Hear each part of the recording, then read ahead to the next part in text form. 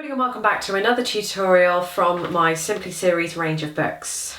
Today I'm going to be going through the 9th piece from Simply Country, which is called Gold Rush, so I do hope you like it. If you want to know where I got the book from, you can get it from the link which is directly above my head here, or as usual a direct link will be in the description bar underneath this video. So if you want to know how to play Gold Rush from Simply Country, then please keep watching.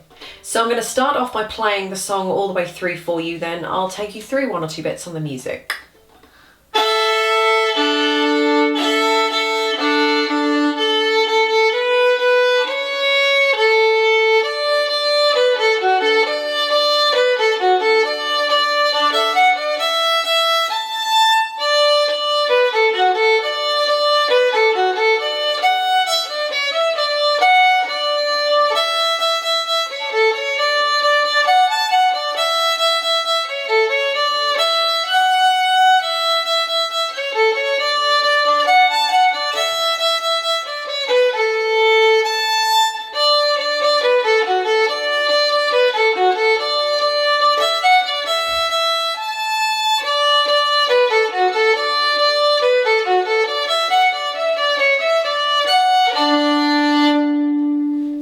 Okay, this is a nice fun and lively piece, and it starts off with a little bit of open string double stopping. So the start looks a lot more complicated than it is, but trust me folks, it really isn't. If you just isolate the two notes, all you'll see is that, for example, the first note, you've got an open E and an open A. So it really is just the open E string and the open A string.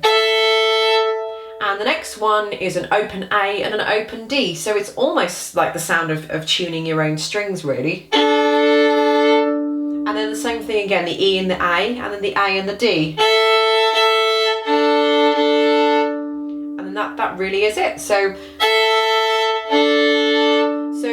the hard part here is really just trying to get those strings to be played at the same time. So I know you guys have spent so long trying not to hit any other strings that I'm now asking you to hit strings, but you know, it's all good and it's all part of the learning curve. So what you have to do now is try and see if you can angle the bow so that it's hitting both those strings at exactly the same time, and you keep it consistent. So the sound we want is this. The sound we don't want is this.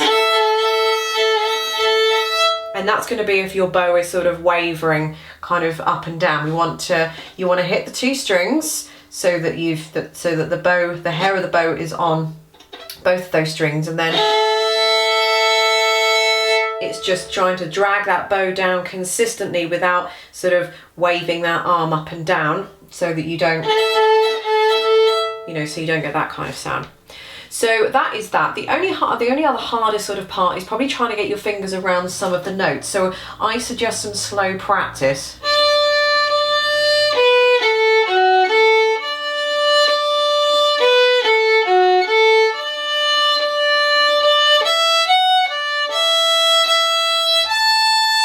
So just slow practice. It's very repetitive, and it's all fairly kind of built around the same sort of finger structure and finger patterns and everything. So I would just go very slowly with this before you increase the tempo. So eventually a nice tempo would be something like this.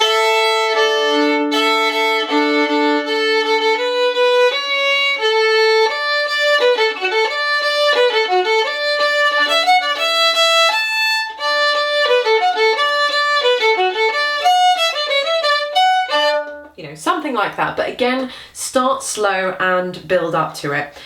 There isn't anything else that's sort of I don't see as being sort of particularly tricky in this. You've got a lot of open strings, which I've put as open strings. You can use fourth fingers if you want to, but if you do, then it kind of loses the effect. But there are the odd occasion where I have put a fourth finger in, and that's probably just to avoid a nasty kind of string crossing, so it keeps everything all on one string. Try and do the fourth fingers if they've been written in, because it will make life so much easier in the long run.